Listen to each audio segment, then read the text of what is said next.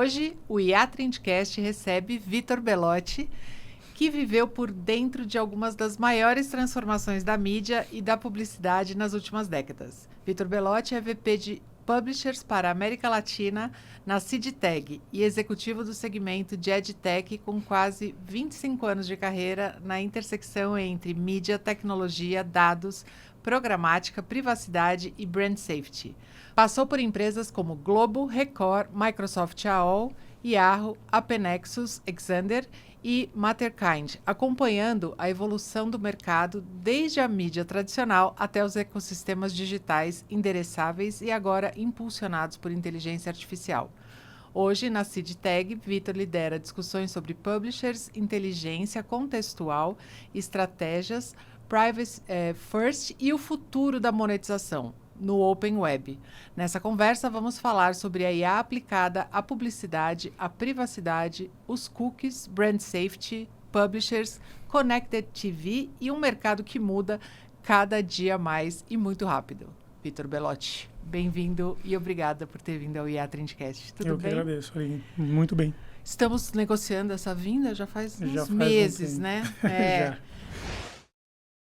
E antes de a gente continuar esse papo, quero agradecer a Pima Services, que apoia o nosso IA Trendcast e acredita na importância de trazer discussões como essa para vocês. Quer conhecer mais? Aponte a câmera do seu celular para o QR Code que aparece aqui na tela e conheça o trabalho da Pima. Obrigada, Pima Services, pelo apoio ao IA Trendcast. Lembro um dia, eu estava escrevendo as perguntas ontem lá, meio fuçando as coisas, vendo... Assim, eu lembro aquele dia que a gente fez uma apresentação para explicar o que era mídia programática, você lembra? Sim. Devia ter guardado aquilo, era uma peça de museu. Exato. Virou uma peça. Eu lembro de ter explicado viewability imprimindo papel. Olha lá. Então, a gente tempos. fez bons tempos. E aí, para começar esses bons tempos, você passou por todas essas áreas, né? Em empresas multinacionais, empresas nacionais, em mídia. O que você já viu de maior transformação até agora? Eu acho que eu posso voltar aí 20 e poucos anos, né? E lembrar na época que eu comecei a ouvir sobre TV digital, né? Dentro da mídia tradicional, e algo que demorou tanto tempo para virar realidade, né? A gente viu naquela época essa transição. E só que nessa mesma época eu estava passando, a gente, né, o mercado estava passando sobre a migração do o que era o offline para o digital. A gente ainda tinha essa divisão, né, offline e digital. Eu acho que essa foi a grande quebra de paradigma que a gente teve no nosso mercado de mídia, né? E depois disso, o programático, né? O programático foi que eu brinco, né, pensando aqui sobre o nosso papo, né? Eu acho que tem muito a ver com essa discussão hoje de IA, né? Porque o programático nada mais é do que a automatização do processo, que para o nosso mercado de mídia demorou bastante para chegar, né? Então, ali foi onde eu me encontrei bastante, né? A gente vai falar aqui um pouco mais, mas foi esse momento que eu consegui identificar que, olha, realmente tem um caminho, né, aqui nessa indústria, nesse mercado, que eu consigo agregar e consigo trazer muito input. Não, e a gente falava disso do programático, né, de mídia digital, já era IA desde sempre. Exatamente. Né? Já era... Ninguém chamava, né? Exato. Era tudo por contexto, era tudo, né, já com tag, com contexto de página, com algoritmos, né? Já era um monte de coisa. Então eu brinco, a velha IA. A gente trabalhou com a velha IA já. Exatamente. E em que momento você percebeu que essas três áreas, né, mídia, dados, tecnologias, elas iam se conectar, né? Como a gente estava falando aqui um pouquinho antes de começar, você é um cara que está sempre olhando à frente e você vai traçando essa rota para estar na frente. Como é que quando você percebeu que essas coisas iam se conectar e poder trabalhar isso de uma forma estratégica? Eu acho que eu vou dar um nome aqui. Na época eu estava na Record, né, o Luciano, você conhece? Né? Ele colocou para mim um desafio de falar, olha, vê como é que isso aqui funciona, né? Que era na época a mídia programática, né? Que ainda não existia no nosso mercado brasileiro, né? Existia muito incipiente, né? E quando eu comecei a olhar aquilo e vi, poxa, mas isso é a automatização do processo, ele junta uma parte de análise de dados, junta, né, unifica a parte de programação, que é a minha formação de universidade. Então, eu comecei a enxergar naquele momento, olha, eu acho que esse é o caminho que eu quero trilhar minha carreira daqui para frente, né? Eu estava voltando para o mercado, isso me encaixou muito bem, né? Ali foi entre 2010 e 2013, ali que foi quando eu percebi essa situação na minha visão, né? Então, acho que foi muito legal. Depois desses 25 anos, o que você vê de verdade como novidade e o que é espuma? Tá. Espuma, acho que são os termos, né? Nomes, né? Os nomes que a gente usa, como você acabou de brincar, a velha IA e a nova IA, a gente pode chamar várias coisas de várias formas. Né? As buzzwords, que ninguém usa mais esse termo buzzword, já é, né, outra já coisa. É velho. Né? Esse também já é o velho buzzword. Mas acho que tem, assim, muito espuma em relação à terminologia, né? Então, na minha introdução, você usou o termo contextual, né? A SIGTAG mesmo, onde eu estou, ela já fala disso há mais de uma década e hoje em dia é um termo muito usado, né? E como você bem falou, a gente vende contextual desde, quando a gente vendia página de jornal contextual. Claro, né? claro. Mas é um termo que ganhou força por conta das inovações vindas da IA. Mas assim, eu vejo muito, pegando a IA como foco, né? Muito espuma por causa do termo, né? E muita reutilização, né, de coisas que já existiam, mas utilizando esse termo agora, falando, porque a nossa tecnologia ela é baseada em IA, ou o nosso conteúdo, ou o nosso produto, enfim, e colocando a IA junto, é só espuma, na verdade, né, a maioria dos casos, e, na verdade, por trás tem muito pouco de inovação, né? Mas, por outro lado, né, o que eu colocaria é que também nesse contexto vem outras empresas trazendo também, né, muita coisa legal com tecnologia nova que tem sim agregado machine learning, toda a parte que vem por trás da IA que traz de fato inovação para o nosso mercado, especificamente falando de publicidade, mas em tantos outros aí que também estão bebendo dessa fonte, né? O que você vê de mais inovador hoje no nosso mercado de mídia? Vamos ver, mais inovador, eu acho que a aplicação ou a velocidade com que a gente está evoluindo alguns pontos, alguns produtos. Então, a gente falava da programática, né? Quando o programático começou, existiam já ferramentas internas ou features, né, dentro das ferramentas, que você conseguia negociar entre veículo e agência, ou veículo e marca, né? Isso demorou 10 anos para acontecer, para que isso de fato se desenvolvesse. Hoje, a gente consegue ver que algo que se fala hoje, né, na semana passada, daqui 2 semanas está acontecendo. Então, acho que a velocidade a gente consegue ver muito claramente que aumentou, né? E aí, quando a gente fala de compra de mídia, de venda de mídia, de planejamento, todas essas áreas dentro desse universo, dessa indústria, ganharam uma velocidade, uma capacidade muito maior por conta das tecnologias que hoje a gente tem, né? Das IAs aí rodando por trás e todas as integrações que são possíveis ser feitas. Que hoje a máquina permite disso. Também, né? Exatamente. Antigamente era tudo demorava, né? Demorava. A gente usava desktop, não. E a gente tinha a ideia do que fazer, a gente tinha na cabeça, mas era muito difícil viabilizar, né? Tecnologicamente falando, era complicado. Exato. Hoje dá.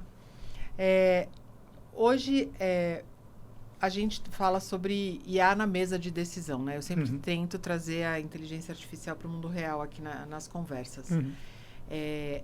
Tem ainda alguma decisão em publicidade que já devia estar sendo tomada baseada em IA, em dados, e aí, é claro que você está numa empresa de dados, talvez seu dia a dia seja esse. Sim. Mas você trabalha com o lado de lá também, né? Você vê ainda coisas sendo feitas no eu acho, ou no eu gosto, ou no método assim, tradicional? Sim. Eu acho que Acho não, né? Eu tenho certeza. A gente tem ainda marcas e empresas que não chegaram a um ponto de talvez confiar, né, na tecnologia, de utilizar os dados ou que não tem a verba necessária para se basear tanto em dados, né? Então, isso é outro ponto que as tecnologias que a gente hoje tem, a capacidade de processamento que você acabou de dizer, diminuem, né, encurtam, né, essa distância de quem não poderia pagar. Isso talvez esteja cada dia mais próximo, né, de utilizar. Então, no aniversário de um coleguinha do meu filho esse final de semana, conversando com um pai que tem uma empresa, ele falou, eu fiz todo um planejamento de mídia, toda a execução daquele planejamento através de agentes. Né? Ele mesmo foi lá, e ele não é um cara técnico, né? Ele foi, criou isso, e ele falou, o que eu consegui executar com isso, eu não conseguiria ter pago, né, para um externo, né, para um terceiro. Então, eu acho que isso também encurta essas distâncias. Né? Eu vejo muito isso que você falou, exatamente isso que você falou. Os dois pontos. Ou as pessoas têm medo pelo desconhecimento, Sim.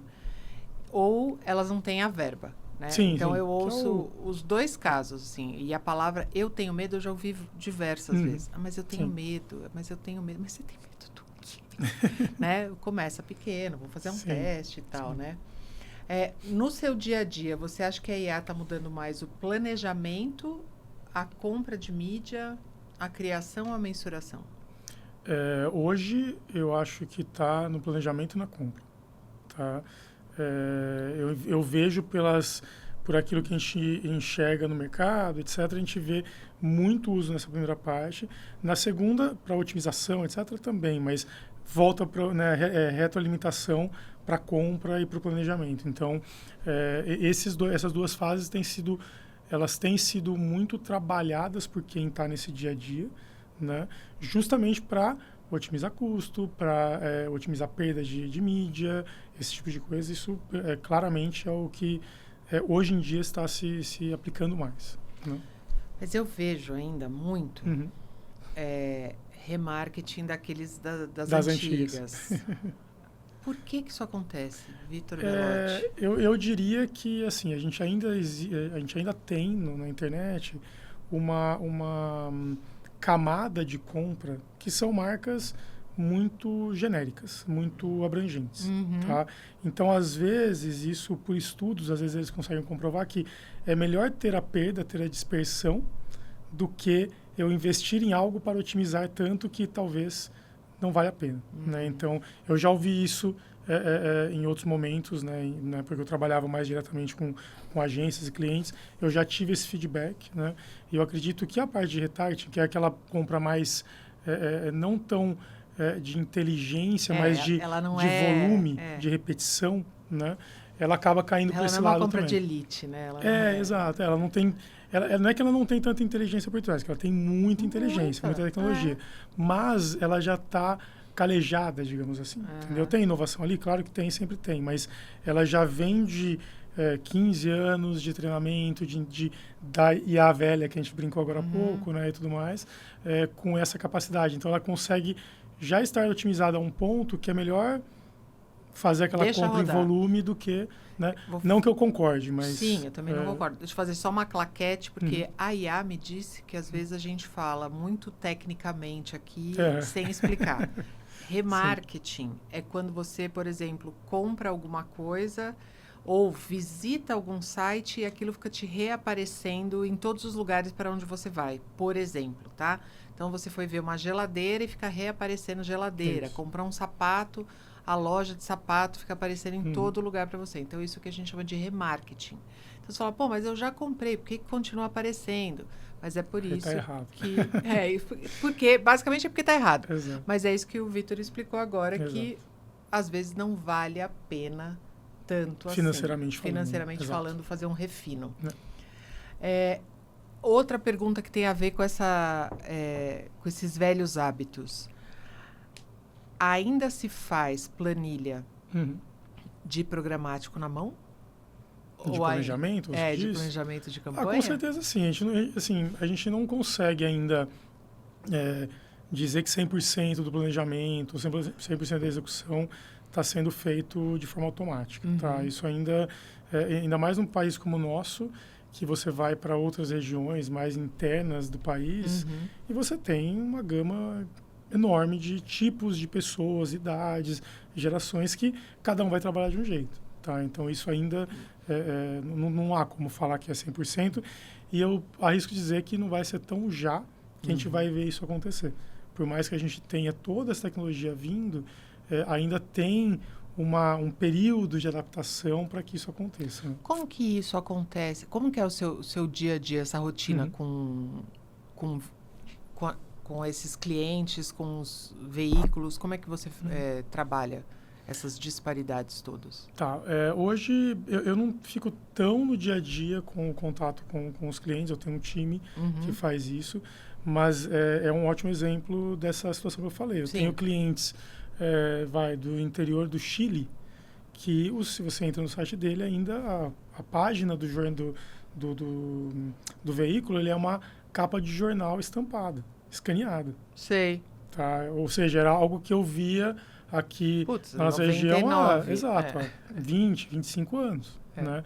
E lá ainda acontece. Tá? Você vai para Centro-América, então depende da região que você tiver. Eu estava falando do Brasil, né? Mas se você sai do Brasil, você também tem essa situação. Não são todos os casos. A gente tem clientes na Argentina que são tão evoluídos ou até mais do que clientes aqui no Brasil. Então, a gente tem essa variedade, né? Como diz o Humberto Gessinger lá, né, América Central é uma grande, né, zona, né? Então você tem muitas variações de tipos de clientes e marcas no dia a dia.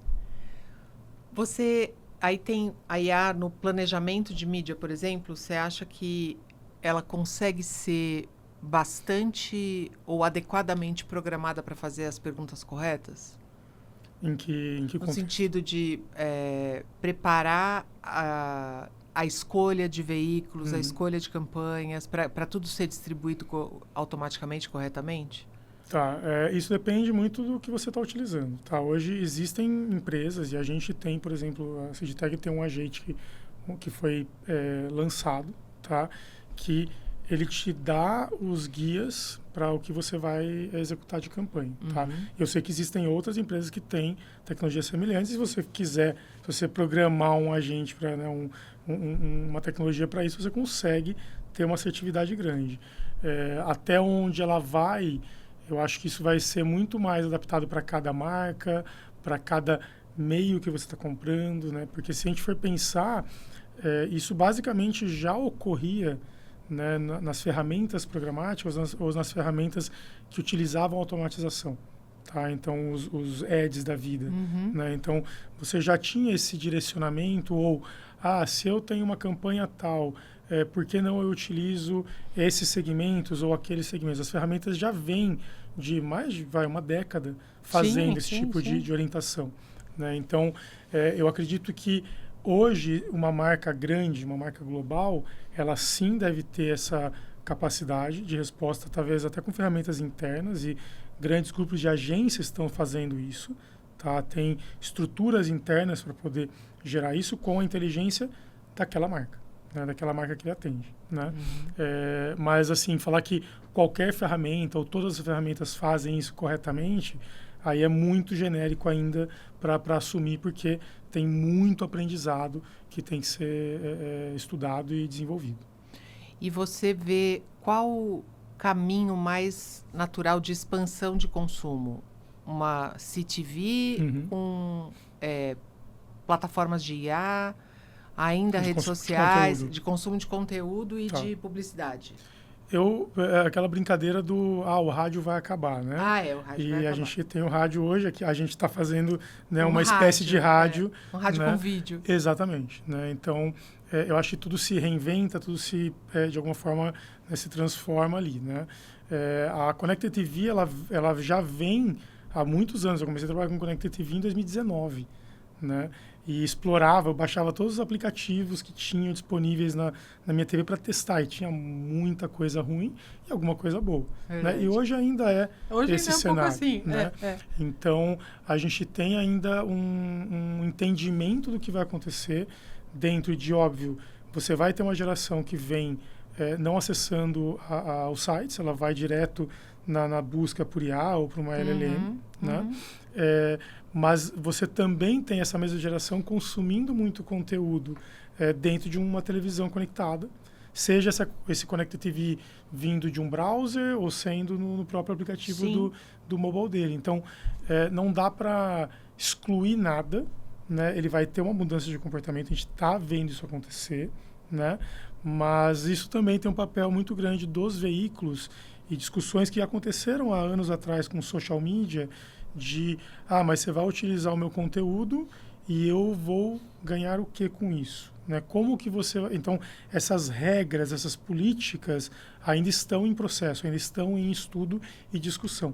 Né? Então, isso também vai influenciar, por mais que o consumo venha né, o modo de consumo venha do usuário final, os veículos e quem controla essas plataformas também direcionam, né, como isso vai ser consumido. Né? Então, isso ainda existe uma queda de braço aí que está acontecendo que a gente acaba vivendo junto porque são produtos oferecidos né, para os veículos de comunicação.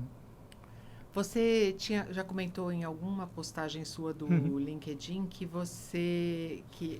já comentou uma ideia de que a inteligência está virando commodity. Se isso realmente acontecer, o que passa a ser o verdadeiro diferencial do profissional? Tá, isso acho que foi o CEO da OpenAI que falou em um discurso, algo assim, eu me lembro. Que ele fala que a IA vira uma commodity e faz com que a nossa inteligência ela se nivele. Se padroniza pela média, que é o jeitão dela. Só que aí o seu ponto de partida passa a ser um ponto de partida de mais alto nível. Né? Então, o que quer dizer? Qualquer pessoa que tem esse acesso, né, ela consegue desenvolver algo que já tem um certo nível de capacidade, né? Um nível de inteligência por trás. Tá? Então, assim, o que eu acredito que o profissional que tiver essa capacidade, primeiro, de ter acesso, né, a essas tecnologias, que seja uma LLM, tá? Mas a pessoa que tiver a capacidade de começar um trabalho já com um Excel, por exemplo, montado para uma IA, tá? Que ele ganhou talvez uma tarde ou um dia, ou talvez, em casos mais complexos, uma semana de trabalho, tá? Isso já naturalmente te coloca numa posição, né, avançada. Porém, em 2, 3 anos, talvez isso seja qualquer um. Né? Na faculdade a pessoa vai aprender isso, ou talvez no colegial a pessoa vai aprender isso. Tá? Então, a capacidade que vai ter que ter, né, os skills que as pessoas vão ter que ter, é mais de interpretar como fazer isso do que entender, de fato, o que essa primeira parte faz. Tá? Porque se ele entender como que ele consegue ter esse kick-off, né, essa primeira parte já executada, os próximos vão ser muito mais fáceis. Desculpa. E principalmente depois disso é fazer com que isso seja entregue ou seja comunicado para quem tem que receber. Porque também não adianta nada a gente fazer toda a parte técnica, digamos assim, de produto antes, se você depois não consegue difundir esse Excel, né, que a gente está falando do Excel aqui, essa planilha que você montou para as pessoas que vão receber, que vão utilizar aquilo, entenderem que aquilo vai ajudar, que aquilo vai trazer um benefício. Então, essa comunicação posteriormente, que eu acho que é o que a gente tem perdido muito nos últimos anos, né, de gerações, etc., de saber passar essa mensagem dentro da empresa, dentro das áreas, etc., é o que vai diferenciar muito quem está vindo por aí. Eu já vi caso real e hoje ou ontem eu li por acaso alguma coisa nessa linha de que as pessoas estão cancelando ferramentas de IA pelo não uso. Ah, tá. Né? Mas eu já vi caso real em cliente meu. Assim, não, eu vou cancelar porque o pessoal não está usando. Aí você vai ver, se não está usando pelo quê? A primeira resposta era porque eu estou com medo. Ah, tá. Estou com medo falta de perder de confiança, meu emprego. Né? Não é falta de confiança. Estou com medo de perder meu emprego. Né? Tinha quem já virou heavy user, porque entendeu o benefício, mas tem o medo. Sim, né? Então, sim. assim, as vendas e os cancelamentos, eles ainda estão num estágio de De euforia, teste, né? de Euforia e teste, teste. euforia. Sim, Ninguém sim, está muito sim, coordenado nos sentimentos ainda. sim. E o que você acha que ou uma agência ou uma marca não deveria delegar para inteligência artificial nunca? Eu acho que isso vai depender da marca e da agência. Porque se você tem uma agência muito pequena, talvez você vai conseguir delegar 90% do trabalho para uma IA e para aquela gama de clientes que você atende, te vai servir. Mas para marcas globais e tanto agência quanto marcas, né, é muito complexo você delegar tudo, né, ou delegar uma grande parte, poxa, a parte de criatividade, né, é óbvio que ela pode te ajudar. Ela pode te ajudar a refinar, ela pode te ajudar a direcionar, mas substituir ainda, eu vou dizer, não vou dizer que não é possível, mas eu vou dizer que vai demorar muito para acontecer. Né? Então, e hoje em dia, como a gente ainda tem muitas ferramentas em desenvolvimento, em aprendizado, isso ainda é mais algo mais crítico e mais cuidadoso, né, para ser tratado do que daqui talvez 5 anos. Daqui a 5 anos você vai ter uma evolução absurda que hoje a gente não tem nem como saber como vai ser. Mas né? que vai ser mais ou menos do nosso velho mundo programático, virou o que é commodity. Só que mais rápido. Virou normal, só que Exatamente. né, a gente... Você lembra quando a gente falava, ou as pessoas... A gente não falava, mas as pessoas falavam, entrei no Google. Isso, A gente não vai... Exato. A gente já não falava, mas tinha muita gente que falava. Sim. Tinha a mãe de uma amiga minha que perguntou onde que era esse Google. Ah, Porque todo mundo ia lá. E todo mundo ia e ela não sabia onde E ela não sabia onde era. Exato. Né? Então, exato. falar das LLMs vai ser meio isso, Sim, né? Você sim. vai ficar onde eu tenho uma lembrança muito legal, que eu até fiz um artigo há muito tempo atrás, que era da câmera digital. Né? Então, uma vez eu achei uma câmera digital da década de 90, ali, final de 90, em casa, e levei para a sala. Isso era 2008, 2007, né? E aí eu tenho um irmão bem mais novo, né? E eu cheguei na sala e falei assim, olha só que eu encontrei a câmera digital. Aí meu irmão, que tinha na época nem 10 anos, falou assim, câmera digital? Por que você tá falando câmera digital? Ué, porque ela é digital. Não, uma câmera. Então é isso, tipo, para ele nunca viu uma câmera não digital, né? Então é isso, a gente vai ter... Mas peraí, você acessa o Google? Né? Tipo, ou você está vendo por IA? Não, eu fiz uma busca, simplesmente. Né? Então... Tem 2 comentários em cima disso. As câmeras digitais viraram moda na geração alfa, né? Não sei se você viu que agora os alfinhos, todos eles têm, minha sobrinha tem a câmera digital. As analógicas, né? Ou analógica ou as digitaizinhas antigas. E o meu sobrinho também, ele tinha 7 anos, hoje ele tem 20 e poucos, ele viu a minha máquina de escrever. Ah, sim. E aí ele olhou aquilo e falou assim, nossa, é um teclado impressora. Que imprime... Aí eu falei, a cabeça dele, É muito bom. Porque pra gente era uma máquina de escrever. Pra ele era um teclado que já imprimia alguma coisa. Que já faz automático. Já faz automático. A geração que passou por tudo isso, né? 80, 90, 2000, pegou tantas mudanças, né? Que pra gente é normal você ter essas quebras, né? Mas para quem veio depois disso, uma coisa muito... não, mas... Não existia isso, né? Tipo, como que é? Então... E o que você vê de diferente no mercado internacional, nos seus pares pelo mundo e aqui no Brasil? Nos mercados e nas rotinas? O que o Brasil ainda... O Brasil já ensina alguma coisa? Ou o que o Brasil pode aprender? Eu acho que o principal ponto, que eu falo América Latina, é a quebra de confiança, né? Isso que você está falando da confiança... de usar a ferramenta, etc. Aqui a gente tem 2 perfis. Um que é não uso de jeito nenhum, né? Que é um pessoal, talvez uma geração mais antiga. E o outro que é, vamos, não tô nem aí, vou aceitar todos os termos e vai, né? Lá fora você já tem uma certa unidade, né? Então, tem países que vão mais por esse lado da confiança e outros países que vão para o menos confiança. Então, você tem... O mercado é muito similar dentro dele, né? Aqui a gente tem essa variação. Mas, tecnologicamente falando, a gente ensina, sim, muita coisa. Né? A gente tem casos aqui no Brasil, na Argentina, no México, tipo, que são veículos que dominam o mercado, tá? Que não são veículos, talvez, atrelados a um grande grupo de mídia, que se transformaram dentro do mundo digital. Tá? Na Europa é mais raro de você ver isso. Tá? Estados Unidos não, porque Estados Unidos você tem muita coisa de tudo. Tá? Mas acho que essa é uma grande diferença. Mas também você tem, óbvio, inovações lá que a gente demora algum tempo para chegar. Né? Então, a questão de domínio de algumas empresas, né, de domínio de mercado de algumas empresas que a gente tem aqui, lá não é tão grande. Então, você tem mais concorrência e, na verdade, você acaba desenvolvendo mais coisas por conta dessa variedade. Né? Então, tecnologias de SSP, por exemplo, lá você tem uma variedade maior do que a gente tem aqui, por exemplo. Né? Então, você tem essa capacidade de desenvolvimento e aí, se você puxar para mais recente de IA, você também vai ter mais, talvez, opções acontecendo lá do que aqui, por conta dessa maior abertura, maior concorrência mesmo. Né? A palavra é concorrência mesmo de vários players. Né?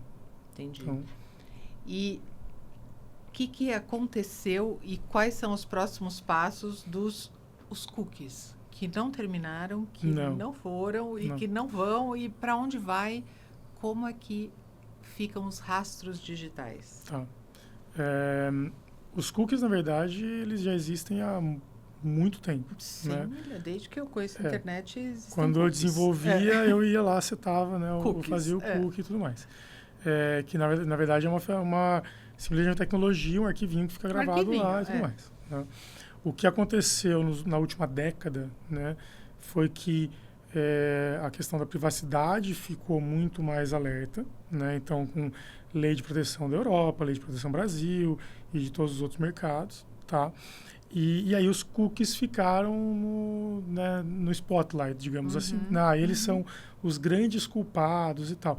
E, na verdade, não era isso. Né? É a forma como a indústria estava utilizando aquela tecnologia naquele momento que se descontrolou, que se perdeu o foco de como que eu consigo melhorar a experiência do usuário para como eu faço mais dinheiro e como eu gerencio isso aqui da forma mais barata possível, etc. Quer dizer, era mais uma questão de a indústria se posicionar, e a indústria se posicionou, né, se juntou para poder fazer essa reanálise. E aí, essa vai e vem, né, do fim dos cookies terceiros, dentro do Chrome, etc., vários browsers já fizeram isso. Tá? Eliminaram, mudaram, criaram regras.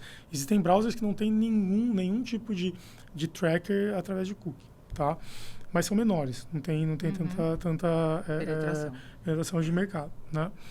Mas a grande conversa que, né, o Chrome desenvolveu foi justamente para falar, olha, o que nós podemos fazer, que tipo de ferramenta ou que tipo de tecnologia a gente pode desenvolver por trás para não ter que depender do cookie. E aí saíram várias, tá? Não só daquele grupo, né, mas outras empresas também. E ainda existem. Essas empresas ainda estão fazendo esse tipo de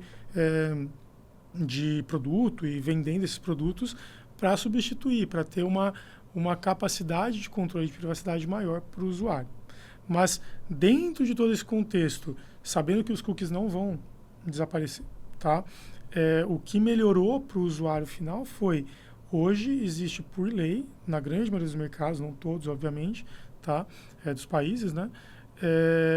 Uma opção de você aceitar ou não que aquele site ou aquela tecnologia que está por trás daquele site grave o seu dado, né? Mesmo que sejam dados que não são PII, que são dados bem, né, não sensíveis de você clicou nesse banner do que a gente falou agora há pouco do retarget, esse tipo de coisa, né? Mas existe uma política muito mais clara, uma lei por trás que te dá esse embasamento e os veículos, os sites, os aplicativos têm que utilizar isso, né? Então, mas tem umas coisas meio engraçadas, né? Enquanto você estava falando aqui, eu estava pensando no Atlas e no Comet, né? Que são os browsers das LLMs. Sim. Tá tudo lá, né? tua memória, teus usos, Então, teus dados, teu login, tá tudo lá. E ninguém sim. fala nada.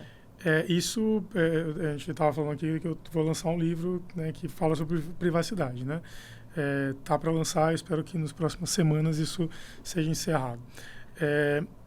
Mas lá eu discuto muito sobre isso, porque privacidade não é só... Os cookies viraram o grande boi de piranha, né, da privacidade na internet. Sim.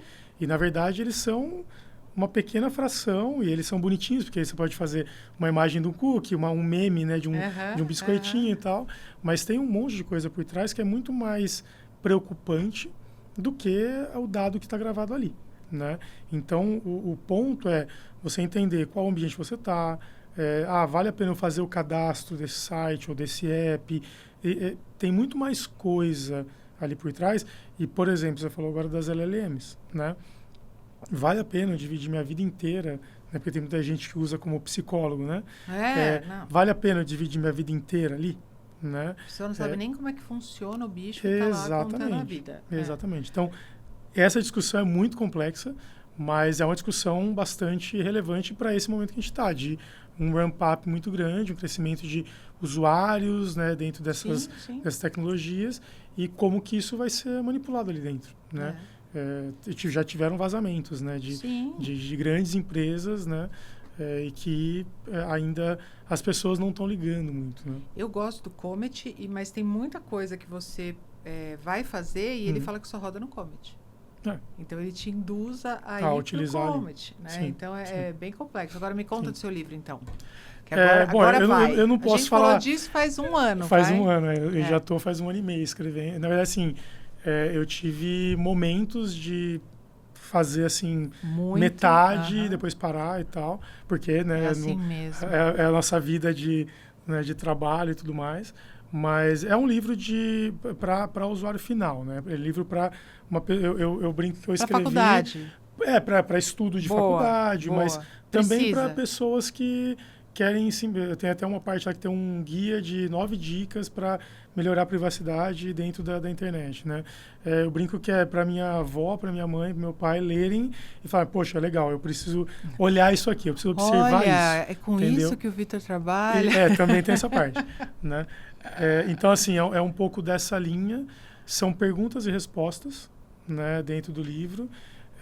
São 90 perguntas para ajudar a responder as grandes dúvidas dentro desse universo de como eu proteger a minha privacidade dentro da internet, né? Então, nasceu muito dessa discussão de...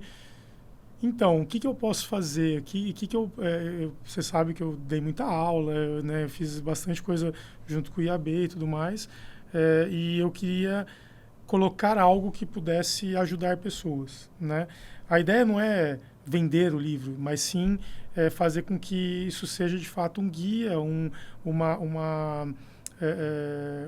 documento que a pessoa possa acessar e aprender dali de uma forma verificada, e não simplesmente, como a gente estava brincando aqui lá numa LLM, perguntar como é que eu me protejo disso, né? Então, é um pouco dessa brincadeira. Mas dentro desse universo de cadastrar em algum site ou utilizar uma rede que eu estou no aeroporto, enfim, esse tipo de coisa, né? Meus pais me perguntaram um dia, é seguro eu cadastrar meu facial na catraca da portaria do condomínio, né? Esse tipo de pergunta bem prática do dia a dia, não tem intenção de ser resolver todos os problemas, né?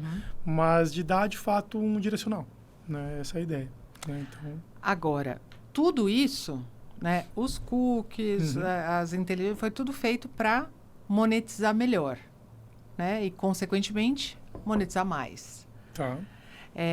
Como você vê o futuro da monetização quando as pessoas já passam só pela IA sem consumir anúncio? Essa é uma pergunta bastante complexa. Bom, todas as tecnologias elas foram desenvolvidas para tentar, de alguma forma, otimizar tanto a usabilidade, né, que hoje a gente chama de UX, né, nome bonito, tá? Mas, de fato, a experiência do usuário e a experiência da interação de marca com o consumidor final, tá? A internet, no final, é uma grande vitrine, tá? Dentro desse contexto, desse ambiente, né, os veículos, eles têm a geração de conteúdo, os jornalistas, toda a parte editorial ali que a gente precisa, né? Você sabe muito bem disso, né? A gente precisa para estar informado, para saber o que aconteceu ontem, o que aconteceu, e também pesquisar coisas que estão ali no universo, tá? Eu acho que o que a gente está passando hoje é um entendimento entre aquilo que a gente conversou agora há pouco, né? Como as gerações estão consumindo esse conteúdo, tá? Só que esse conteúdo tem que vir de algum lugar, tá?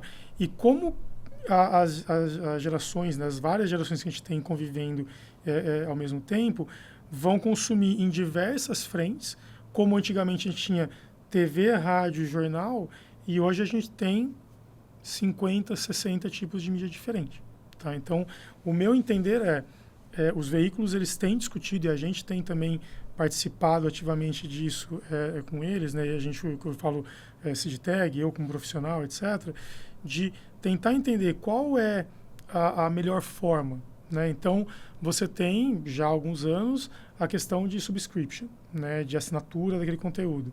Você tem veículos que estão bloqueando conteúdos para que as LLMs não consigam acessar.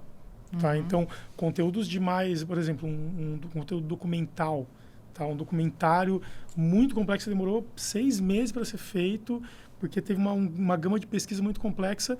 Eu não quero que a IA busque Vai ali lá, dentro come ele, cospe. e simplesmente faça. Tá? Então, tem algumas ações que estão acontecendo ali. Tá?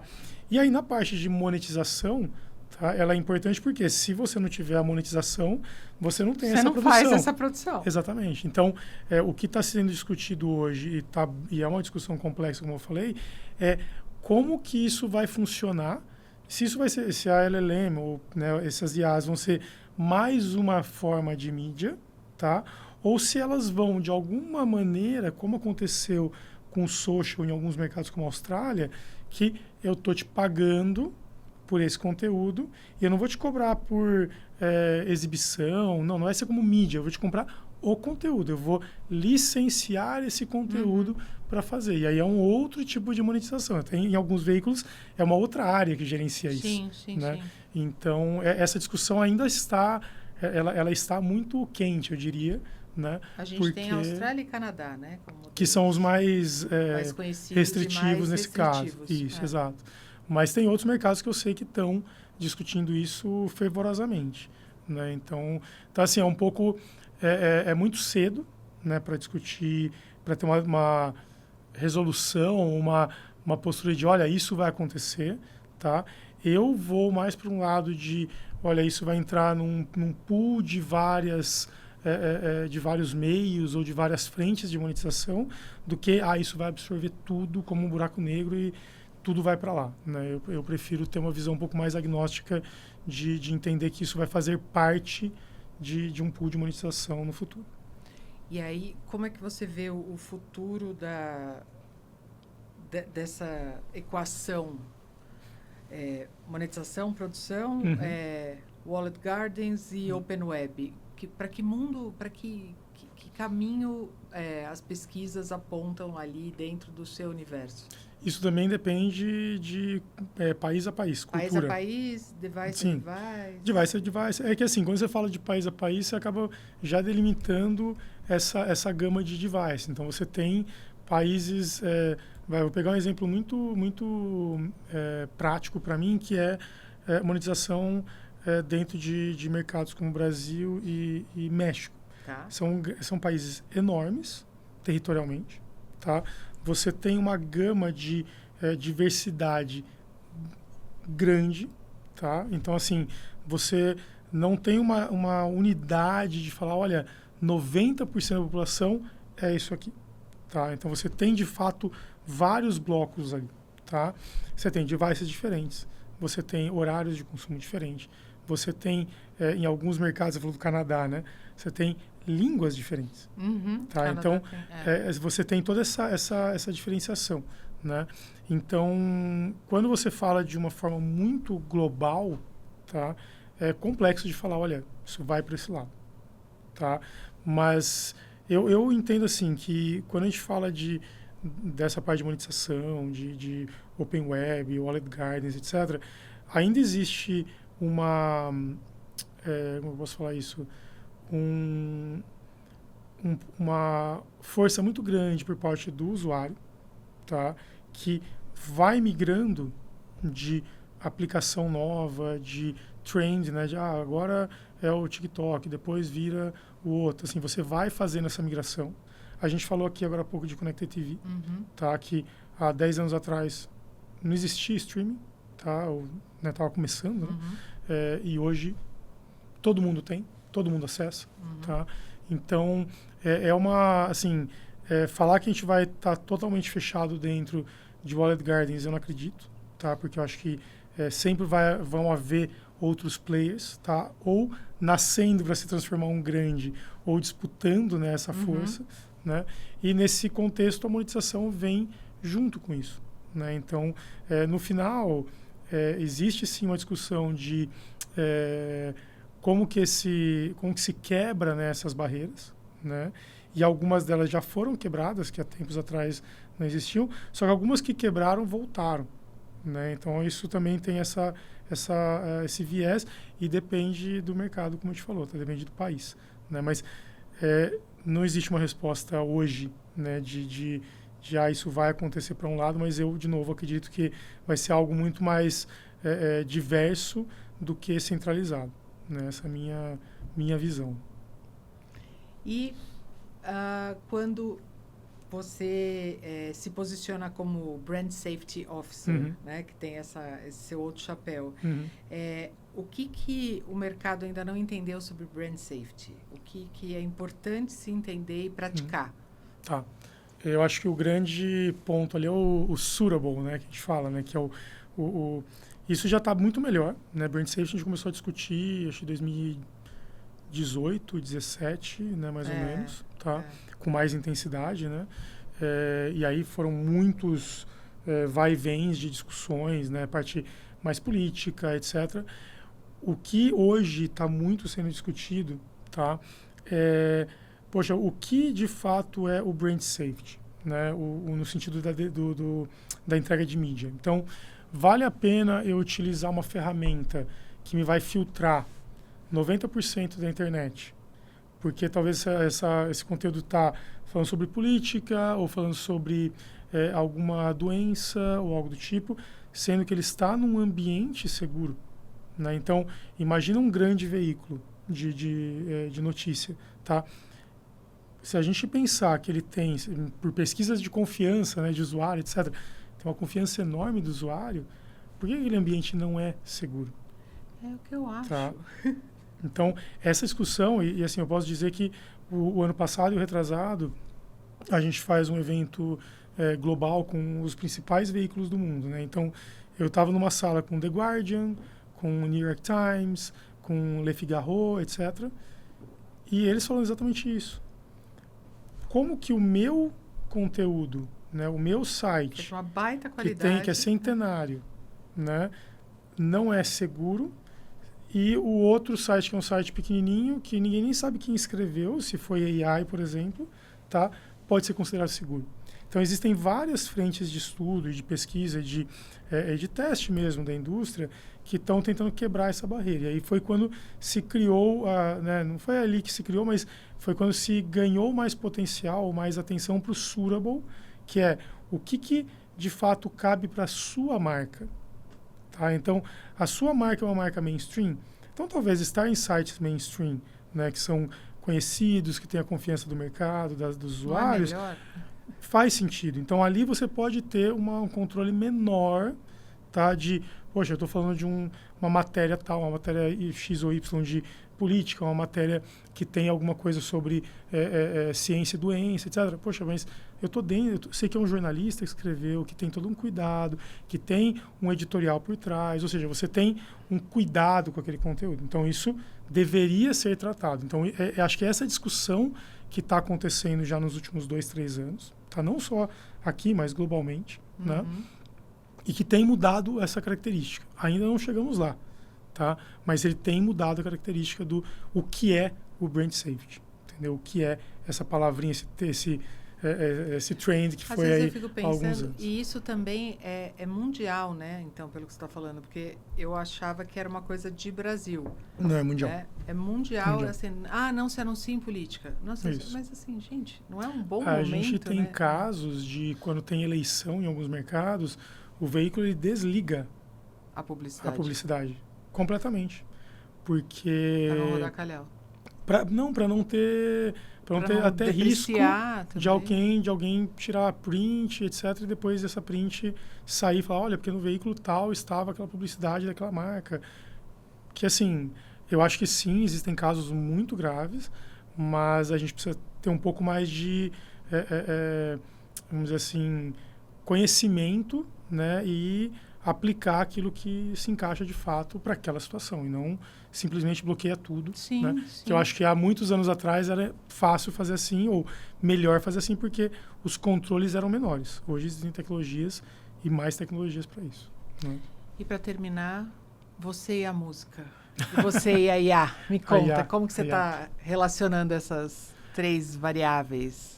Na verdade, assim, eu tenho usado IA para muita coisa, né? Eu tenho feito desde criar um projeto novo, conversando com a IA, ou refinar alguma coisa que eu estou fazendo, ou melhorar aquilo que eu já fazia nos últimos anos e, olha, como que eu posso fazer melhor, tá? E eu acho interessante essa parte mais artística. Eu tive banda, fui músico, etc. Hoje eu falo que eu fui músico porque faz tempo que eu não só brinco com meu filho, né? Mas quem quiser ver o Vitor brincando com música, é só seguir ele no Instagram, isso, no que Instagram, pega que às vezes uns flashes. Às vezes isso, tem. Exato. Mas, então assim, o que eu acho que é legal é assim, a gente saíram muitos problemas aí de IA criando música, né? Até para mim o mais engraçado foi um cara que fez uma discografia, subiu no Spotify e criou uma fazenda de cliques para ouvir a música dele, estava faturando uma bala, né? Então, quer dizer, ele fez toda... Ele fez a cadeia toda. Exatamente. Tiraram ele de lá, tal, enfim. Não pesquisei, não consegui encontrar as músicas dele para ver se eram boas. Mas tem músicas feitas por IA e tem algumas versões que são feitas que são magníficas, são muito boas, né? Óbvio, eu não quero ir no show de uma banda de IA, porque você vai perder todo o feeling, né? Eu brinco que tem bandas que eu nem gosto, que eu vou no show, que eu saio de lá e falo, meu, que show animal, né? Que show sensacional. É verdade. Né? Então isso perde a brincadeira, né? Mas quando a gente fala de como ela pode ajudar, pensando que, poxa, desde os anos 80 ali, você tem tanta tecnologia, tanta questão eletrônica envolvida em música, eu acho que até na música, né, eu brincaria que a gente falou de muita coisa de indústria de publicidade, de tecnologia, etc. Mas até na música, a IA pode trazer benefício, né? Então, a gente pode melhorar aquilo que a gente fez, a gente pode ter, como eu brinquei aqui, versões de músicas que a gente nem imaginava que eram possíveis. Eu lembro da época de banda que eu tinha discussões homéricas de, será que dá para fazer uma versão dessa música em rock? Né? Não, essa música não fica boa. Aí você vai lá, você coloca o prompt, né, no certo IA e você consegue tirar uma versão. Poxa, ficou bom, vamos tentar trabalhar em cima disso. Né? Então, você consegue também nesse mercado, nessa indústria que é, né, muito criativa e tudo mais, que eu já passei por isso de ficar ensaiando 10, 12 horas por dia, né? Você consegue tirar alguma coisa também. Então, acho que a brincadeira que eu falei para você da provocação da música é mais da parte artística, de como que isso pode influenciar, né? Não só na parte mais técnica, numérica, mas acho que a IA, de fato, vai trazer, ou está trazendo já, né? Para quem está trabalhando, para quem tem interesse, tem curiosidade, né? Se bem utilizada, como a gente falou aqui várias vezes, né? Pode abrir uma gama enorme de possibilidades. E eu acho também, para quem está ouvindo, dizer que é de IA para ela decidir se ela quer ou não quer, né? Também. Tirando esse amigo aí que fez essa cadeia toda, óbvio. Aí o cara foi além. Ele foi além. O cara foi além. Mas né? se você está ouvindo e se você gostar, o que você falou, tem coisas boas, né? Sim. Né? Até os próprios, vários players aí do mercado faziam trilhas todas de IA para deixar rodando lá. Então, assim. Exato, e eram coisas que te envolviam quando você ficava ouvindo horas. Exatamente. É só ter transparência que tá tudo que bem. é IA, exatamente. Tá tudo esse é o ponto, exatamente. Muito bom. Obrigada por você ter vindo, Vitor Bellotti. E até o próximo IA Trendcast. Eu que agradeço, Aline. Obrigado. Conseguimos. Valeu.